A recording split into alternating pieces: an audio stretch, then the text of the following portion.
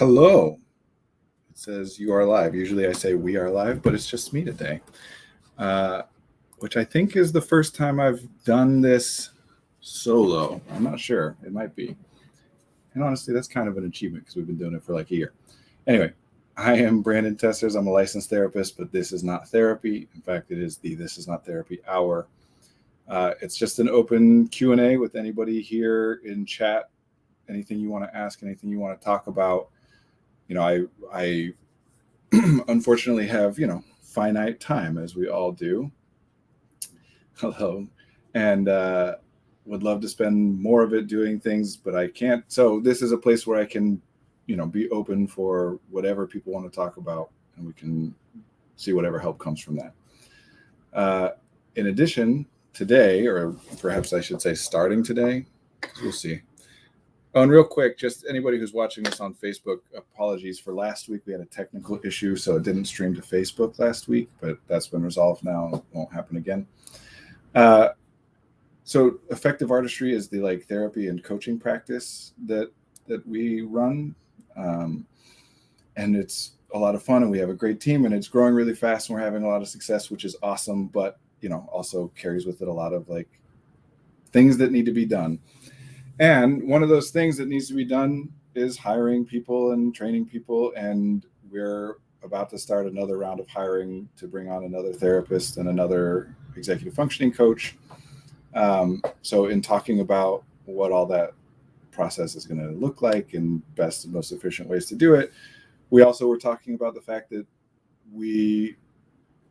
anybody who watches this probably has this impression, but in case, just to clarify that we really believe in the value of what we're doing and don't intend to hoard it, right? So the conclusion that we've come to is that on this stream, at least sometimes, I'm going to start doing some of the stuff that I would do to train an executive functioning coach, or even to train a therapist, not therapy training, but when I hire a qualified and trained therapist, training them on the executive functioning stuff that we do to add to their repertoire that already exists.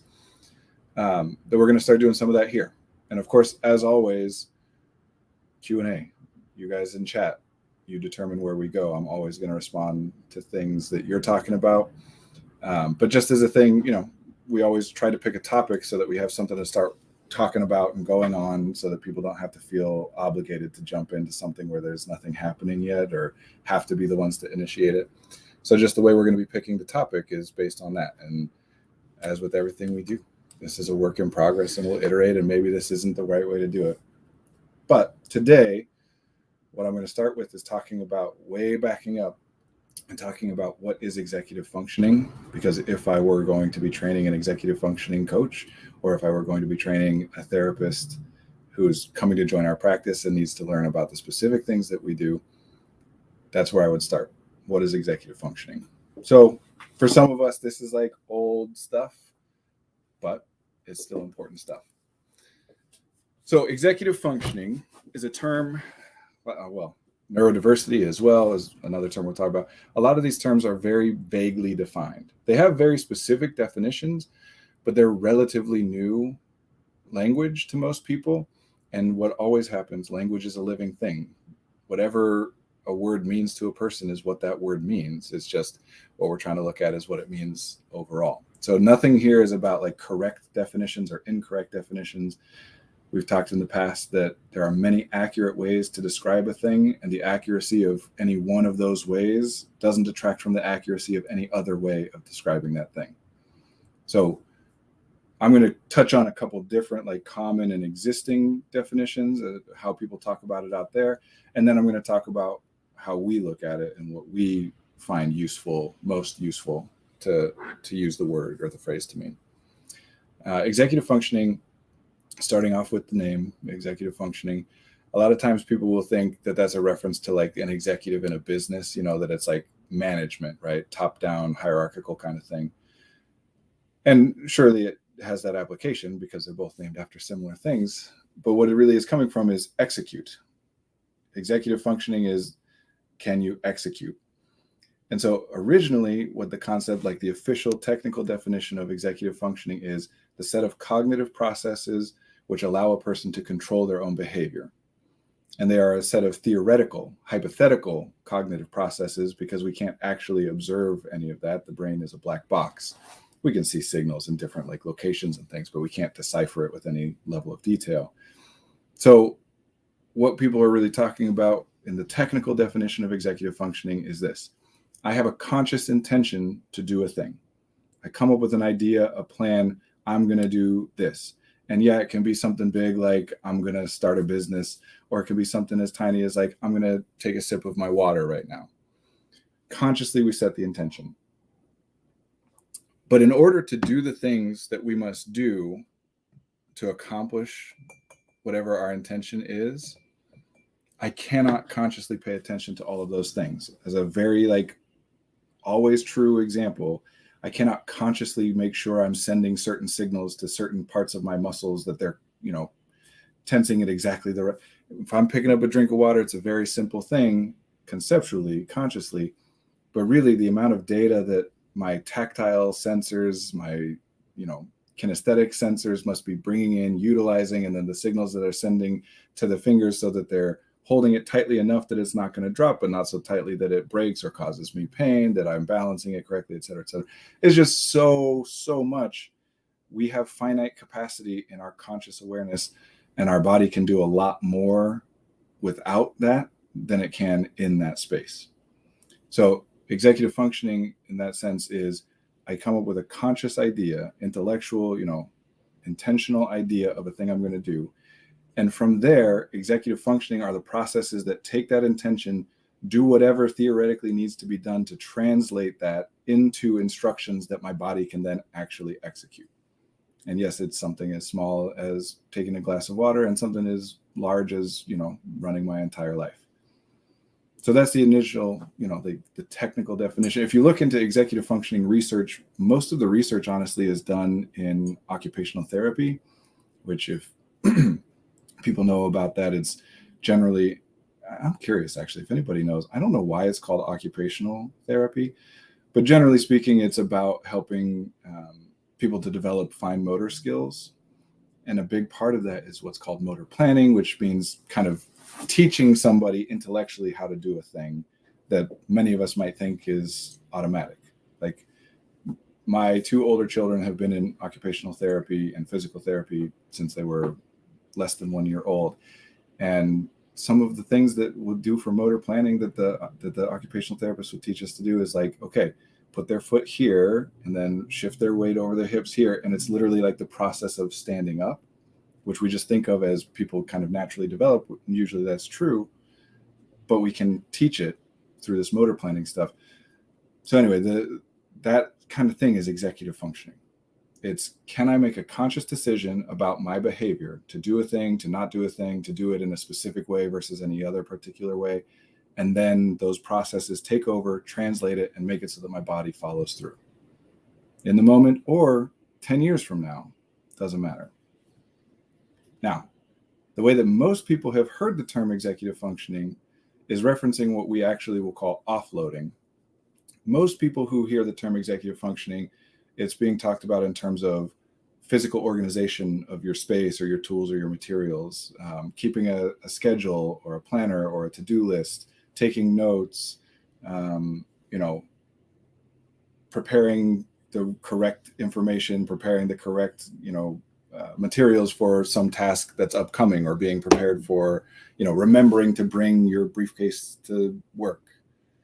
I assume people still use briefcases. I've never actually seen it in real life. Well, I'm sure I've seen it on the street. And that stuff is all very good, very important. We call it offloading.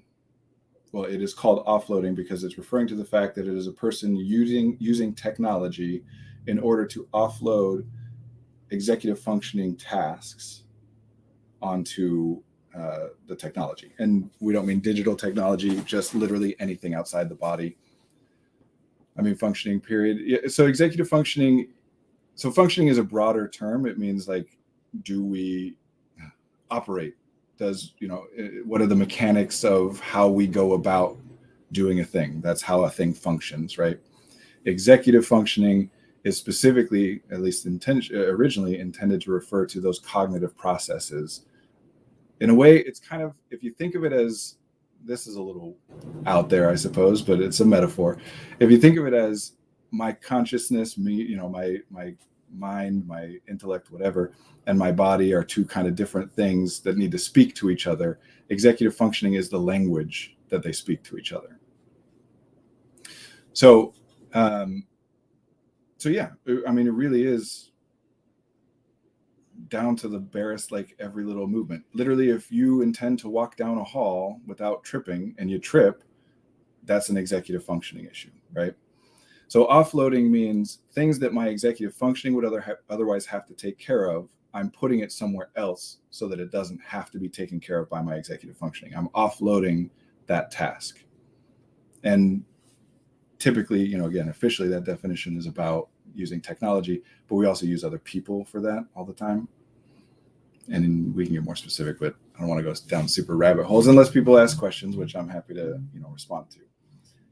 So what we do at Effective Artistry, what I find to be most useful is we talk about both of those things as executive functioning. We separate it out into executive functioning skills versus executive functioning strategies. The cognitive processes are the skills, the offloading, the systems, the tools are the strategies. So that is kind of, in a big nutshell, what is executive functioning?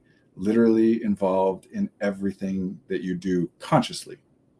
The vast majority of what your body does, of what you do, what I do, we do without conscious thought because resources are finite, which we'll get to in a little minute here. We can't pay attention to everything. We can't fit that all in. So the vast majority, including, yes, heart beating and breathing and all of that kind of stuff, but really all the processes, internally, digestive processes. But even beyond that, I might set a conscious intention, like I said, to pick up a glass of water. Well, all the microscopic things my body needs to do in that time in order to accomplish that thing are taken care of without conscious thought.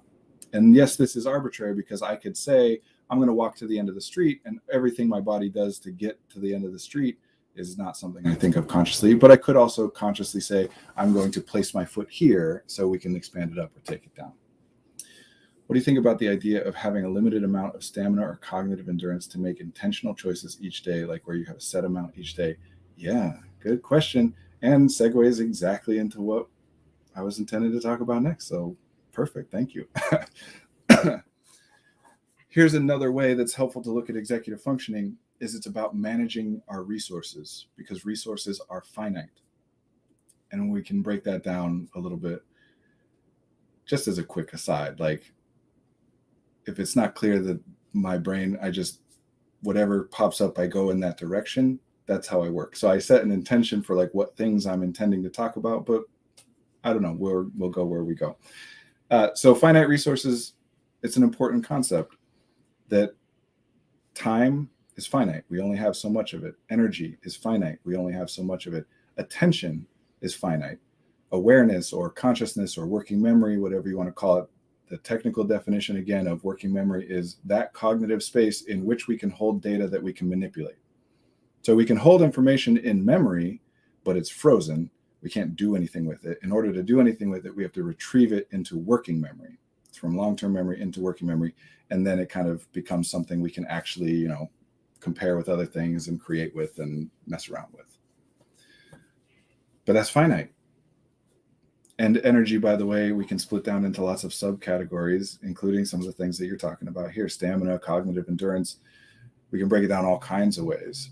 And yeah, you have a set amount. And to be clear here, I think that saying that you have a set amount each day is by far the most useful way to talk about it, even though obviously it's not actually broken down by day, right? That things fluctuate and go up and down all the time. But the most useful way for us to engage with this concept is to break it up by days, because otherwise, what are we going to do? It's like, yes, we have no ability to predict it. And to make intentional choices, yeah. And separately from the capacity to make intentional choices, which is finite, is the capacity to execute on those choices. So one way of looking at all this is breaking the brain down into 3 different categories. One, what we call the autonomic portion of the brain, what many people refer to as the subconscious, but I don't like that term for reasons that I'm happy to talk about if anybody cares. The autonomic is the brain is the control system of the body. Everything that any part of the body does involves electrical signals routed through the brain, no matter what it is. So in that sense, the autonomic portion of the brain is just, it's like how the heart pumps blood through. You know, we don't locate any like special importance or sense of self in the heart. It fulfills a role in our body, and the brain does the same. So that's autonomic. Then there's consciousness or awareness or working memory, where we can think and create and be intentional. And then there's executive functioning, which allows the 2 pieces to communicate with one another. Be interested in hearing why you don't like the subconscious terminology. Okay, we'll talk about that. So yes, we are limited in our ability to make intentional choices. Part of that is what you're referring to, what we would call energetic, energy based, meaning that over time we just get tired and it's harder and harder and harder. But part of that is gated by capacity moment to moment. So here's a party trick. It's simple, and I use it every single time, and it works every single time. And everybody who's listening to this, it will work. And maybe it won't. I'm prepared for the day where one time it doesn't work, because that's okay. It doesn't matter if it fails one time, but it hasn't yet. Here we go. Until I say what I'm about to say 5 seconds from now, you are not consciously aware of the feeling of the chair underneath you, or the floor, or the bed, or whatever you're on. And as soon as I said that, you became consciously aware of that feeling. I can do that every time, because what's happening is the data is already there. Your sensory, your nervous system is detecting the pressure, the tactile sense, whatever. That data is there. But there are processes in the brain that take place pre-consciously. We can't consciously control them. We can impact them, but not in the moment. There are processes that take place which determine, okay, working memory is finite. We can only notice, we can only be aware of so much. So what things are worth bringing into that and what things are not? And those processes mess up all the time. We miss things that are important, and we notice things that aren't, and whatever. But you can't know that in the moment. You can't know until later whether it turns out that noticing a thing was helpful or not, right? So that sense, the pressure sense, whatever, the tactile sense of the feeling of the thing underneath you, your brain is saying, cool, I'm aware of that data, not relevant to what we're doing right now, and I need the space for other things, so I'm not going to put it into awareness. There's limited capacity. It's not worth spending any of it on that. But as soon as I say it, well, you're paying attention to what I'm saying. And so the brain says, okay, well, now it seems relevant, so let's bring it on in. And again, someday it will theoretically not work, because somebody will already be aware of the feeling before I say it, or the words that I use won't impact them in the way that I think that it will, and their brain doesn't make the connection that I expect that it might. But we have finite resources. We cannot. It's not a matter of we're not trying hard enough. It is literally physically impossible to think about, to be aware of everything. Even if I was just to focus in on one specific thing, which is, I will try not to get too much into like metaphysical philosophy and stuff here, but there's levels of granular detail in a thing that I'll never be able to encapsulate in my own perception, right? So what the brain is doing at all times is trying to figure out what is worth thinking about, being conscious about, taking time and spending effort on optimizing, coming up with new ideas of how to navigate it, and what things are just going to be at least, hopefully fine or even good, but at least survivable if I don't pay attention to them.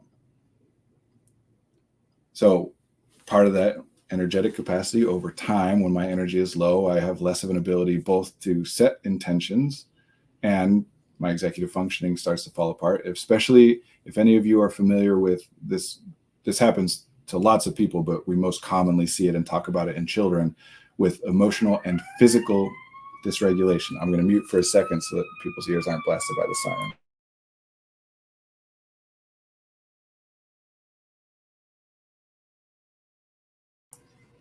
Nice little quiet moment there. That children, especially neurodivergent children, but really all of them, like if you have kids, you've probably had this experience of like, man, they're just bumping into everything. They're being clumsy. It's like, you must be tired. Yeah. That literally the executive functioning and the conscious capacity to set intention both kind of deteriorate as our energies, get low, and we need to respond, replenish that. But also in the moment, even if we have tons of energy, I still can only fit so much in. So yeah, there is a capacity there.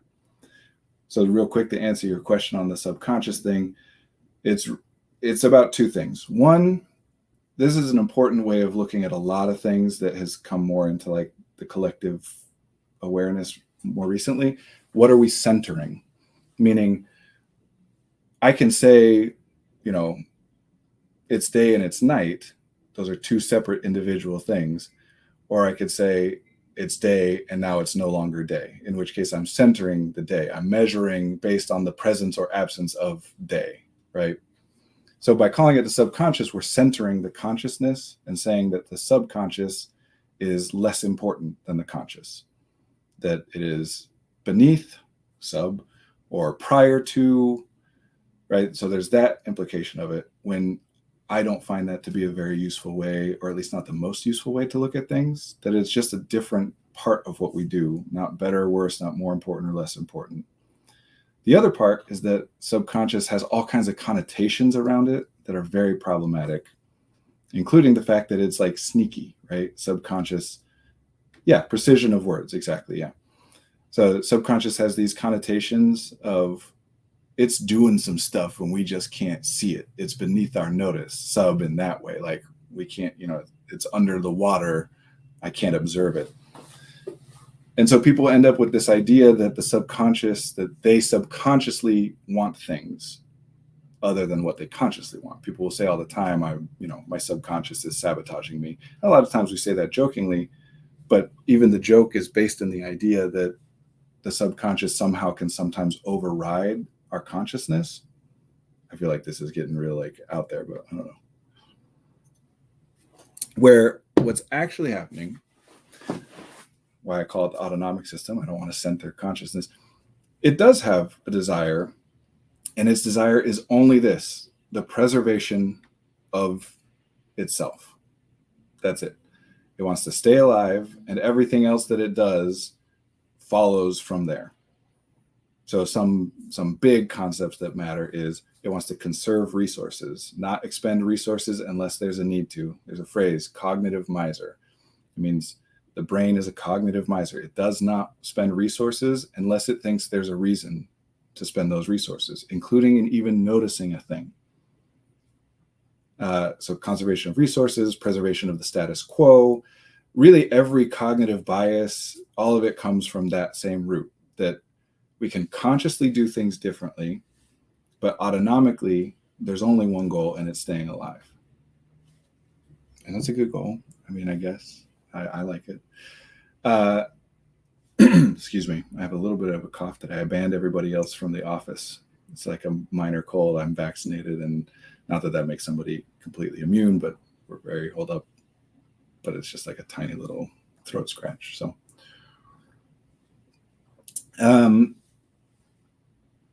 there was something else I was going to say about the subconscious. Oh, yeah. So what's a more useful way to look at it, I think, is rather than, well, my conscious, I want this thing consciously, but my subconscious wants something different and is therefore overriding the conscious.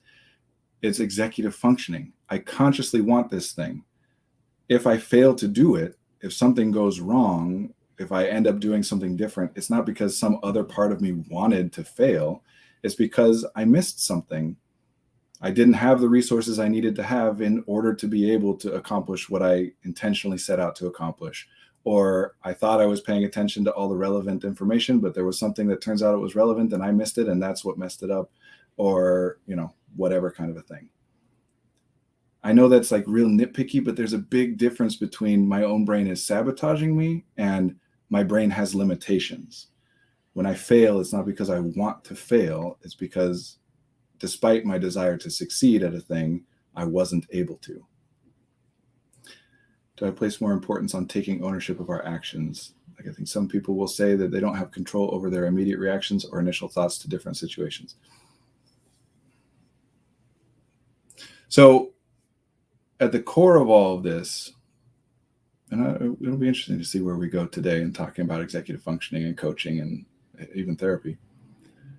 At the core of all of this is the idea that what matters is the individual and the context. Everything any person ever does or feels or thinks is a result of an interaction between that person and the context that they're in. Which is not to say that we don't have any ability to impact what we do. If we take the same context, two different individuals will do different things, think and feel different things in that context. But if we take one individual and put them in two different contexts, that individual will still think and feel and do different things. If nothing else, as ridiculous as it sounds, if nothing else, whatever thing you did required that you were in that physical location to do it. Right? We can categorize things and say, okay, well, I procrastinate no matter what environment I'm in. Okay. But the specifics, the granular detail of what procrastination meant in that moment, what exactly you were doing, required that you were there and doing that thing. In order to procrastinate, you must have, for example, in the first place, been aware that there was a thing that you even could have done. If you weren't in a context in which you were aware of that thing, how could you have procrastinated it, for example? And again, a lot of this stuff, because what I'm doing here is philosophy, because the truth is the simplest answer that works is the best one. That's what the brain is trying to do, spend the minimal amount of resources. If I'm struggling to get something done, and then I'm telling people, hey, I'm really struggling with this thing, and they say, hey, make a list, break it into small chunks. If that works, if them saying that some way and somehow, changes my ability, enables me to then go about and do what I was trying to do, then it's great advice. The problem is if people give me that advice, make a list, and it doesn't do anything for me, it doesn't work. Then the next step is I need to find a different thing to try, which requires more nuance and more complexity. And there's nothing wrong with starting with simple common. That's what we should do. We should start with the most common way of going about doing things. It's what humans do naturally. We observe each other and we do what we see other people do. There's a lot of fascinating stuff down that road. Another siren. I'm going to mute for a second.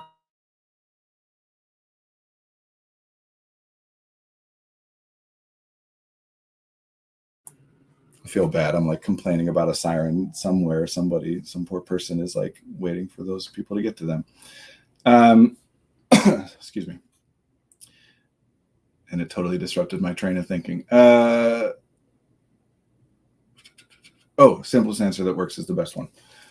So what we do as coaches and therapists as well, the way that we do it, what we do is we learn and prepare to be able to go as far into the complexity as is necessary. Because here's an important metaphor to me. If you are standing at the base of a set of stairs and you are able-bodied, and you're talking to somebody who uses a wheelchair, and they say to you, hey, I really need to get up to that second floor. Do you know how I can get up there? And you say, yeah, you just take the stairs. They're right here. It leads right up there. Because that's been your experience. That's what's worked for you. And they say, oh, no, that won't work. I can't do it that way. And your response might be, no, it does work.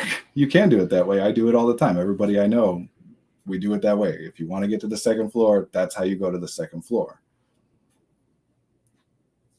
If they keep pushing and saying, no, you don't understand, I can't do it that way, it really won't work for me, then a lot of times people end up getting to a place where their response is basically throwing their hands in the air and saying, I don't know what to tell you. If you want to get up there, the stairs are how you get up there. If you can't do it, fine, I guess you can't do it. But honestly, it just kind of seems like it's really not that important to you to get up there because I think you could do it because I do it. It's not impossible. And obviously in that metaphor, that person's being a real jerk. That's an awful thing to be doing and saying. But the problem is that we do that all the time, because we have to. Cognitive miser. The brain does not spend resources unless it has a reason. Every time I've ever needed to go to the second floor, I've taken these stairs. Why would my brain pay any attention to any other way of getting to the second floor when this simple answer works for me? There's no reason for me to have ever learned about any other thing. So when you tell me it doesn't work, I don't have anything else to give you. That's not the problem. The problem is how we react to it.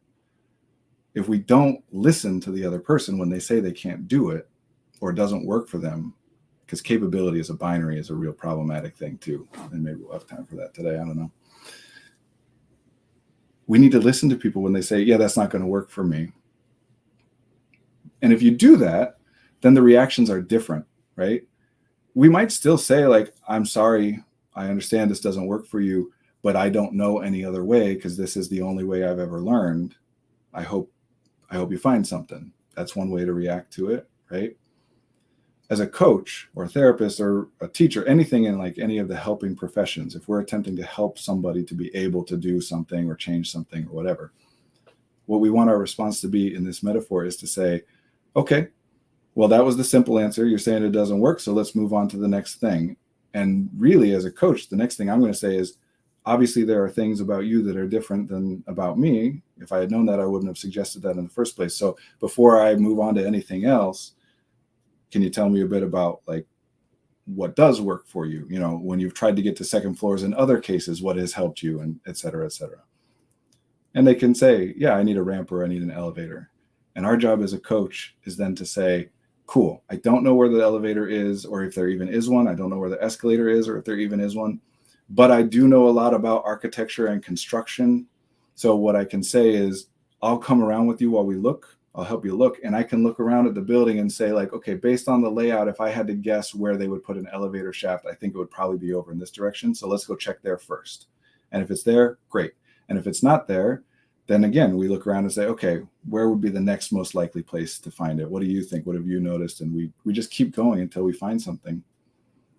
And by the way, one solution there is to, instead of doing all that, just say, what is it that you need from the second floor? Can I run and grab it from you or for you, right? Sometimes that'll work, sometimes it won't. I don't even remember where I started all this. Oh yeah, individual ownership of our actions. I think it is important to be aware of responsibility. But again, I have a very specific definition for that. I use words very specifically. But I think it's also important to understand that we are not in isolation. Everything, every person impacts us. Everything in our environment that we notice impacts us consciously. And the stuff that we don't even notice still impacts us. I don't walk through walls, right? Like what is there has an impact. It limits our choices. It makes some things easier to do, some things harder to do, et cetera, et cetera. So what I think is important is understanding the nuance. No, you can't just control everything you do. Nobody does everything that they want to do perfectly. That's not a thing that can happen. We all want to do way more than we can afford to do. I would love to learn to play piano, and it's like 20th on my priority list. And most days I don't get past number 2 on my priority list. You know, I still would love to do it, but I just can't afford it. We are not in perfect control of everything we do. Now, the point of consciousness, right, is that after the moment, we can then rework, or before the moment, we can rework what's happening. So it's not that I control my initial response necessarily. It's that after I have my initial response, then I can go back and say, did I like that or did I not like that? If I didn't like that, what can I try to do so that next time it's different than it was that time? So yes, I think it's important to take responsibility. I think it's also important to acknowledge that in the moment, people don't have a lot of control in that moment. Do I think that in this context, different people's mental capacity is equivalent to another person's physical impairment? Hopefully that makes sense. Maybe that's a silly question, but I haven't thought about it that way. No, that's a great question. And it makes a lot of sense. And again, you're doing a great job, G_31, with giving me segues into things that I've mentioned wanting to talk about. So here's a big one. Capability as a binary. Because the brain is a cognitive miser, one of the things that means is that I assume that everybody else's experience is exactly the same as my experience unless I have reason to believe otherwise, which we obviously do all the time. We know that other people aren't the same as we are. But all of us also can call up all kinds of memories probably about times that we all of a sudden had a light bulb moment of, oh, other people are different from me in this way. Because until some evidence is presented to the brain, to us, to say, yeah, it's worth paying attention to the fact that other people are different from you in this way. We don't notice it. And the only evidence we can ever really get that suggests that it's worth paying attention to is when something is a problem. When we made an assumption about a thing because it would work for us, or it's how we would interpret a certain set of words or whatever, and then somebody else reacts in a way that is different than we predicted, then it's worth like, okay, let me think. Now, of course, we want to do that preemptively. That's a noble thing we should try to do. But again, impossible. You can't learn the specific granular detail, even just of yourself, much less of every other person in the world. So our brain still categorizes, stereotypes, generalizes, all these kinds of things. So one of the problems that causes is I assume that if I'm capable of doing a thing, capability legitimately just meaning I am physically capable of doing a thing, with the right context or whatever. If I'm capable of doing a thing, I'm just going to assume other people are also capable of doing a thing. More than that, whatever of my resources it costs me to do a thing, I'm going to assume that that's the resources it will cost somebody else to do the thing. If for me to write a paper takes a half hour, then I'm going to assign papers to people assuming that it takes them about a half an hour to do it. And if somebody doesn't do it, then I'm going to say, well, it only takes a half an hour to do. Why is this not important enough to you to spend? It's important enough to me that I would spend a half hour on it. Why isn't it important enough to you that you're willing to spend your half hour on it? And we try and modify what we call the value. We'll get to the accomplishment equation in just a minute here, cost and value. So then a natural reaction to that way of thinking is for those people who are saying, no, which those people, by the way, all of us in some context have things where other people say we should be able to do a thing or whatever, and we can't, or we try, it doesn't work. And we have a reaction naturally, inevitably of, I really want to do it. I do. I understand you're telling me I don't want to do it, but I do want to do it. And I'm trying to do everything you're telling me that I should do in order to accomplish it. And it's just not working. So if we buy into that line of, no, you just don't care enough, you're not trying hard enough, whatever, well, we're going to feel really bad because we do actually care. Some things we don't, but I'm talking about the things where we do. We do actually care. And everybody's telling us that the only reason that we're failing to do the thing is because we don't care enough. But I care. So I don't understand what's wrong with me. I guess I just don't care enough. And people become perfectionists, and people get anxious, and people beat the crap out of themselves in their head because they actually do care just as much as everybody else. But on this particular thing, it still doesn't matter how much I care. And I'm only looking at that, only looking at the value. And it feels awful. It feels like I'm choosing wrong because that's what everybody is saying. So a response to that is what we call the medical model or the deficit model, where if I can get a valid, I'm not saying this is made up stuff, it's not made up. But if I have a diagnosis or a medical condition or an organic condition that makes it so that I am incapable of doing the thing, well, the amount of relief that brings me to say, I've been trying to do this thing for so long, and everyone just tells me I don't care enough, and I've tried everything, and I'm spending everything on it. Still doesn't work. But now I understand I didn't do it because I can't. No matter how much I care, no matter how much I try, I just can't do it. So we end up with a binary. Some people saying you're capable of it, and some people saying, nope, I am literally incapable of it. The truth, as always, is somewhere in the middle. And so what we use here, I call it the accomplishment equation. I don't know why, it's pithy. It sounds fun to me. And it starts with this: cost and value.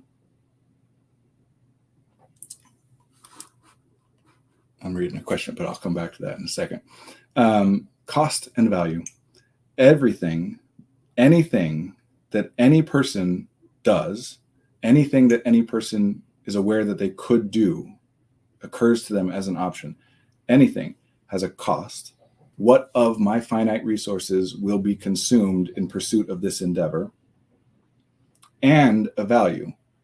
What do I think the result of pursuing and accomplishing this thing will be, and how much do I care about it?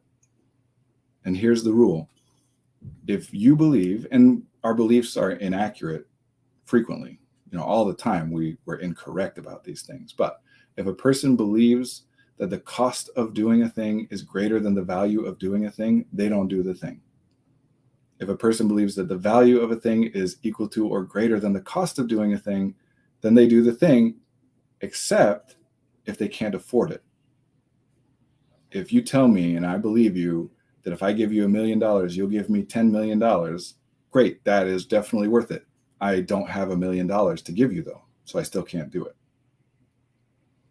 Those things are very, very important to understand, because sometimes, especially when there are things that we do all the time and then all of a sudden we're struggling to do, a lot of the time that's because we can no longer afford it, because the energy, as was mentioned earlier, or the time or the attention or whatever is being drawn to other things now. It's being used up.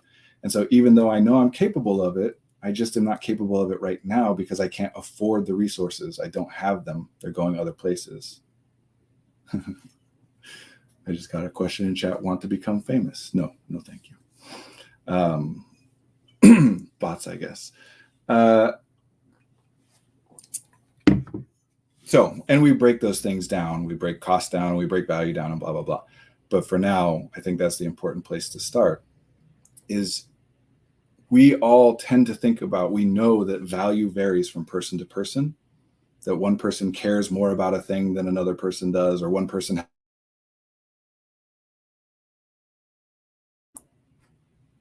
Was I muted that whole time? I just was muted for some reason. I hope I wasn't muted that whole time. Somebody tell me if I was muted that whole time. I'm going to worry about it. We all know that value varies. Okay, just barely cut up. Thank you. We all know that value varies from person to person, and even within a person from moment to moment, context to context. And we think about that all the time. This is operant conditioning, right? It's incentivizing. It's, if I want somebody, including myself, to do something, then I incentivize. I give a reward for doing it, or I give a punishment for not doing it. Reward, by the way, this is a little pedantic, but it is kind of important. Negative reinforcement, positive reinforcement, and punishment. People tend to think negative reinforcement means punishment, means it's giving you a bad thing. It's not. Reinforcement means I'm reinforcing. I'm saying whatever you just did is good. I'm reinforcing it. I want you to do it. The difference between positive and negative reinforcement is positive reinforcement is additive. You do a thing, and therefore I give you something you like. Negative reinforcement is subtractive, meaning you do a thing and I take something bad away from you because I like what you did. I know that that is a pedantic thing, but it's very important, because we use negative reinforcement on ourselves all the time. Honestly, 99% of the time that someone is struggling with procrastination, what they'll call procrastination, is negative reinforcement. It's, okay, here's the value of doing the thing. I think it's important. I should do it, but I either can't afford the cost, or even though I value it highly, the cost is still even higher than that. Well, if I start beating the crap out of myself in my head, if I start stressing out, if I start, excuse me, if I'm anxious, if I'm can't sleep, well, the value gets higher and higher, because now it's not just the intrinsic value of accomplishing the task, it's also the value of taking away all that crap. I won't have to beat myself up anymore. How many of us do things that we're like, oh, what a relief. That, like, that's what we're getting out of it, is now I don't have to stress about doing it. And the problem with that, if we don't understand the value of negative reinforcement, is that the next time we have to do something like that, we're going to do the exact same thing. We're going to say, wait, I did it before, so I know I can do it, so I'll just do it this time. Why can't I do it? Why can't I do it? Because we had to use that negative reinforcement to get ourselves to do it, and we're going to do it again. We're going to procrastinate and beat ourselves up and get anxious and not sleep until it gets bad enough that we do it again. Negative reinforcement valid strategy? Yeah, absolutely. It's not usually one that we want to rely on, because it's not a... So here's an important distinction. And yes, lifting or grounding would be a negative reinforcement. A distinction between, am I imposing these things on somebody else, or am I imposing these things on myself, or am I doing something that's intrinsically there? So negative reinforcement, like lifting or grounding, that's what we would call arbitrary. Arbitrary means somebody else has decided that it should be that way. Doesn't mean that it's invalid or inaccurate. It just means that it is that way because somebody decided that it would be that way. So if I impose what a grounding really is I'm imposing a punishment on you. And then lifting the grounding would then, yes, be negative reinforcement, especially if I did it earlier than I said I would otherwise do it. And what we can say is that punishment,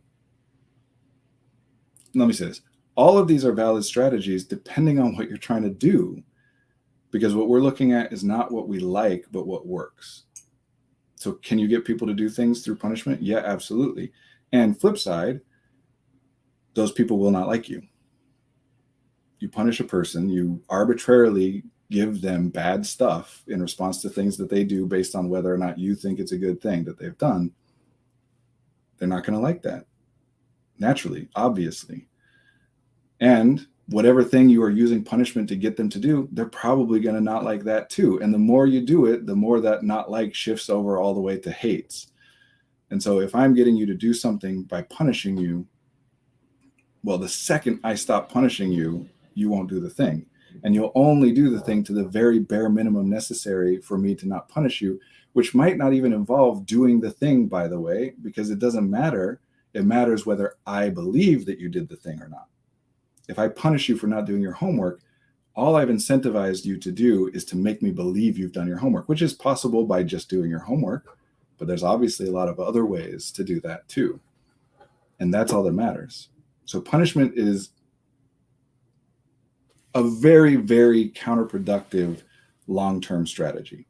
If you just need somebody to get something done like right then and there in the moment, then yeah, it'll work. It does work. Reinforcement, by the way, is better because they learn then to attach value to the thing. They're not doing it because they're trying to avoid a punishment. They're doing it because they're trying to get a reward. And yeah, there's a Pavlovian, we call it classic conditioning, where I'm tying this thing I want you to do to something that you already intrinsically enjoy. And the brain's going to start to associate these things and you'll like the thing. Now, it doesn't always work, but it's more likely to happen. And again, if I'm doing that short term, it'll work.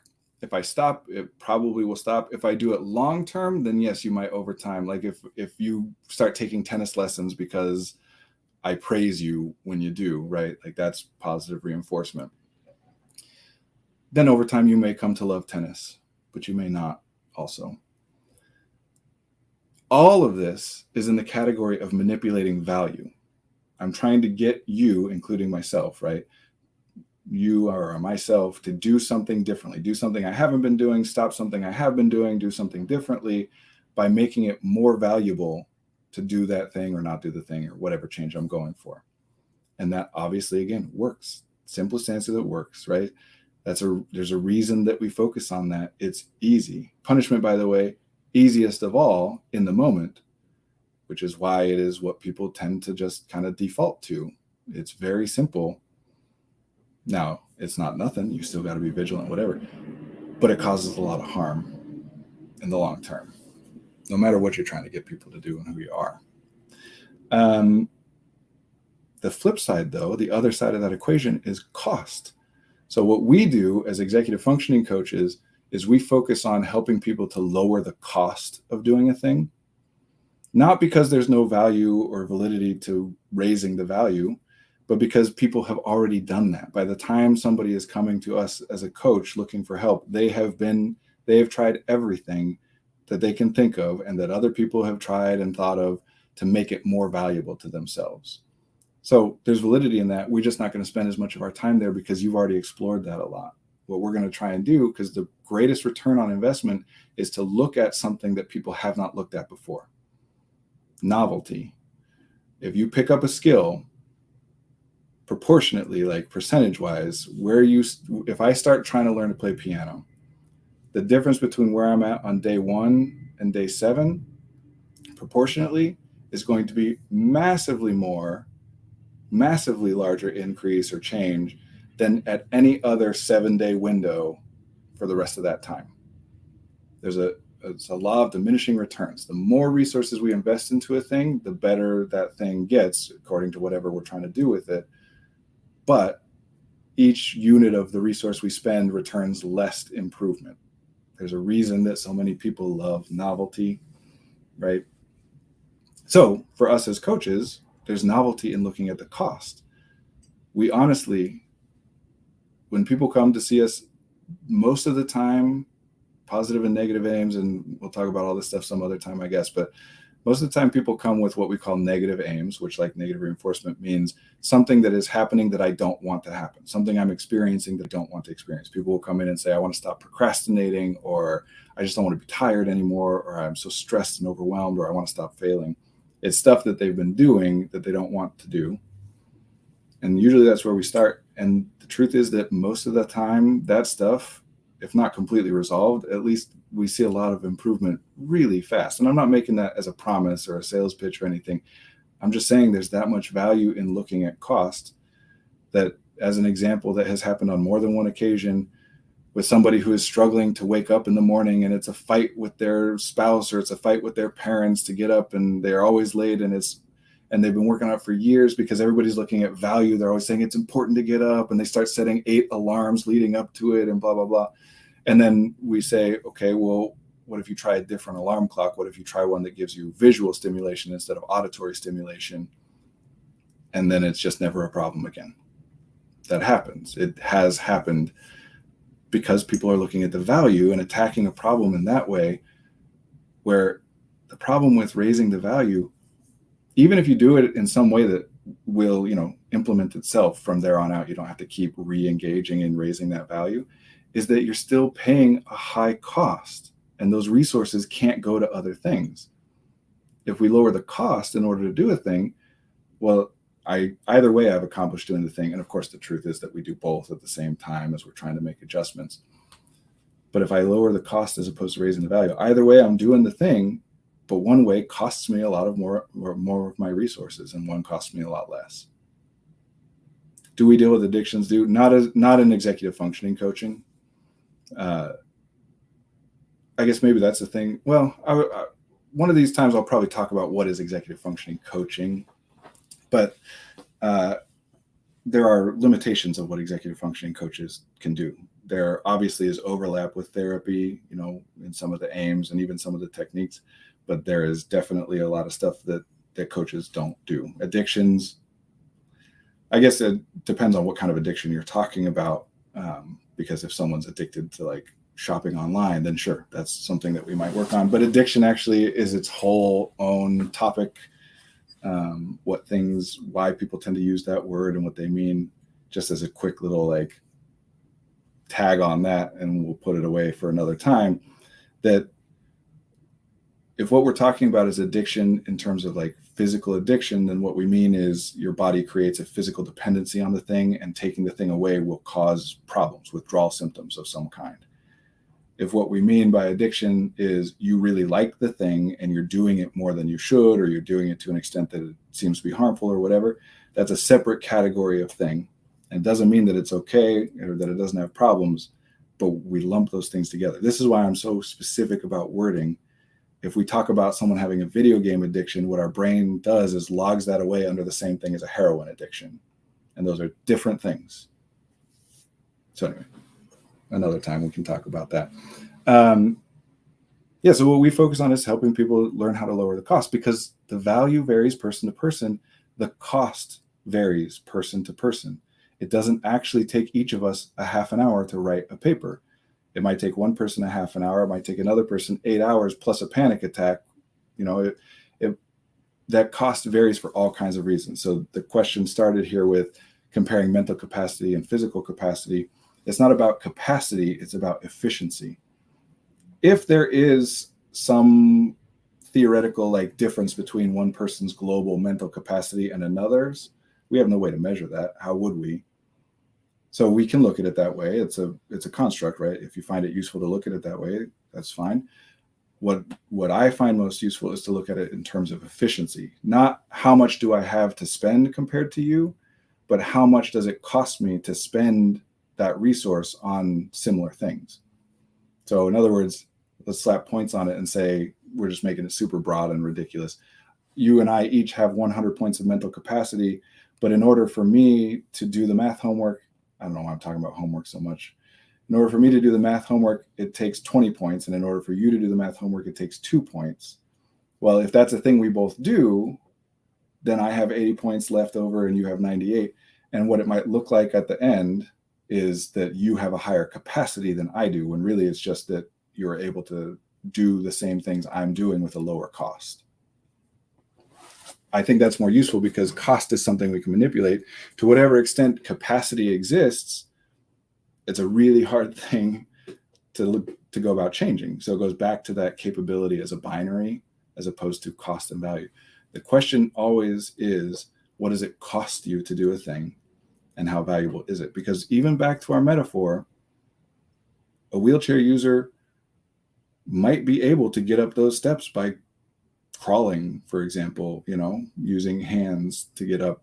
And I didn't obviously specify about why a person is using the wheelchair. And I do that on purpose because some people who use wheelchairs are ambulatory. So when they say, I can't do it, the reason that we're not saying why can't you do it? Prove to me you can't do it, is because it doesn't matter. What would be the point? You need to say, oh, I'm quadriplegic. And then I say, okay, that checks out. But if you're paraplegic, like, nope, you could still do it. You could use your hands. Technically true, but not an appropriate cost to pay or to ask somebody to pay. So we don't need anyone to justify why a thing is a thing that they can't do. And I also don't interpret it to mean that they're literally incapable under any circumstances, because one of the things that we believe is anything that any person can do, any other person can also do, given the right support, the right resources, the right context. Because if nothing else, the right support might be getting the first person to do it for them, right? Humans are a social species. We interact with each other. A lot of these problems come from an American, well, not American necessarily specifically, or definitely not solely, but definitely in American culture, idea of individualism, that doing things on my own is somehow more valuable than doing things in concert or in collaboration with other people. And there are reasons that belief came about and whatever, but it's not a very helpful one. Nothing is accomplished alone. Nothing. Literally nothing. Did you make the clothes that you're wearing? Do you make the food that you eat? Did you build the building that you're standing in or sitting down on? We can arbitrarily define, oh, I did it on my own because I'm only counting these parts of what was necessary in order for it to be, brought into reality.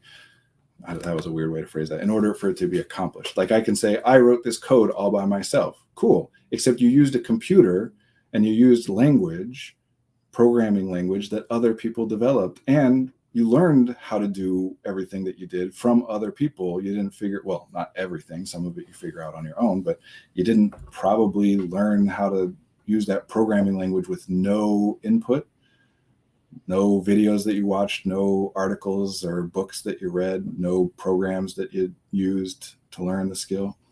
We don't accomplish anything alone. If that's what we're aiming for, it causes all kinds of problems. We got to wrap up in a couple minutes, and I kind of ranged all over the place. I'm going to have to come back and rewatch this and see what things that we discussed and didn't discuss. But there was one question, so let me wrap up on that one. How do you get yourself to accomplish what you want to accomplish? Like, how do you overcome the thing you haven't been able to do forever? So this is an important question, obviously, because we wouldn't all be here if we weren't struggling with, I want to do something differently than I'm doing it. The really unsatisfying answer is to say, it depends. It depends on what thing you're trying to do, and it depends on who you are, the individual and the context, which is why the most complex thing that we can do is one-on-one coaching or therapy over a period of, however many times, right? To really get into the individual details. When we're doing general things, we can't do it to that same level. But I can give kind of general things. And the biggest general thing is you got to either lower the cost or raise the value. The only other thing you can do, or some combination of those things, the only other thing you can do is if it's something where the cost is already worth the value to you and you just can't afford it, you got to look at where your resources are going and see if you can free any of those resources up in order to be able to do whatever it is you're trying to do. A little bit more specific and actionable than that, because I got to just make big guesses unless you want to write something specific real fast. One way that is helpful to go about looking at like procrastination. I've been meaning to do this, I'm intending to do this, and I keep not doing it. It's not always true. I'm being general here. Is to assume that anything that you really value, that you think is worth the cost and you think you have the resources available to do it and you're still not doing it, is very common that what's missing is some knowledge, that there's something involved in doing that you don't know. And you might know the big stuff, right? Like, I'm supposed to write a paper, but the specific details of, okay, what does that mean exactly? How many words? How many, what exact combination of words is going to meet the criteria and blah, blah, blah. So one way of looking at it is, if you're trying to get yourself to do something that you haven't been able to do, get more knowledge. And knowledge only comes in one of two ways, either from observation, or meaning experience. I interact with the environment and I directly observe data. I see and hear and feel things, and I can get knowledge in that way. The only other way you can get knowledge is from other people through language. So this is really oversimplistic because it's very general, but you want to get yourself to do something that you've been struggling to do, get support doing the thing. And I don't mean get coaching, although obviously I believe that coaching is helpful. I mean, who can help you do the thing? Break down the task. What needs to be done in order for you to accomplish the thing that we call the criteria? What is the criteria, the observable things that must be true in order to consider the task accomplished? Can anybody do some of those for you? And of course, getting somebody else to do some of those things for you has a cost in and of itself. So we're back to cost and value. Is it worth the cost of getting somebody to do portions of it for you? Can somebody teach you how to do portions of it because they know how to do it? Can somebody support you in doing it? Can somebody take things off of your plate in other places so that you have more resources available to do the thing? Do you have all the materials that you need? Are there better tools and better processes that other people have discovered that you don't know about? I know that I'm like kind of zigging where the zag, the expected thing is to talk about psychology and value and motivation and laziness and how to like get yourself pumped up and initiate and blah, blah, blah. And there's validity to all of that. We wouldn't talk about it if it wasn't helpful to some extent.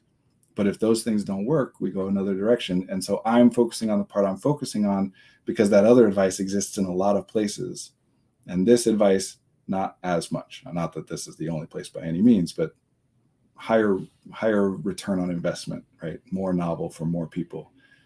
One of the most important things I can say, and then I'll wrap up, is here's how the process works. If you're going to do something consciously, intentionally, right? First, you have to consciously determine what it is that you want to do. Then you make a plan of how to do it, even if it is just motor planning of picking up a piece, picking up a glass, and then you have to execute. When it doesn't go well, when something goes wrong, we work that problem backwards, and we should. We start with execution. We assume that what I wanted was the correct thing and the plan I made for it was good, but the execution was the problem. So let me look at things in the execution kind of realm. If that doesn't work, though, a lot of people at that point will give up. I've done everything to try and get myself to initiate, and I can't. Well, we move up a step. Well, what about the plan? Is the plan good? What assumptions does the plan rely upon? And again, all plans are conditional. They all rely on something. If nothing else, your plan relies on the idea that gravity will continue to exist and you'll be able to breathe and whatever nonsense things. Just pointing out that any objection to what about a plan that doesn't have a condition? It does. So check those. Is it a good plan? Does that? And if everything you do there, if that's not working, instead of giving up, you move up and you say, what is it that I'm trying to accomplish here? Why am I doing this? What do I want? Because whatever it is that you're doing, either it's enjoyable to do, it's something you want to do in and of itself, but more commonly, especially when it's something you're struggling to do, you want it because it's connected to something else. You don't want the thing in and of itself. You want something else, but this thing is how you get there. And it's always possible that there are other ways to get there. Or that sometimes, honestly, that the thing that you think is connected to what you're going for isn't actually connected the way that you think that it is. I gotta go. I want to talk a lot more. We'll do this again. I don't know that I'll do it by myself again, although it's honestly kind of fun. And I appreciate you guys in the chat asking questions and being active. It's very helpful for me, so thank you. But I gotta go. I will try and remember what topics we covered here, but we started with what is executive functioning, and we'll do more next week, probably, or something else. I don't know. We'll figure it out. Thank you, everybody, and see you next week.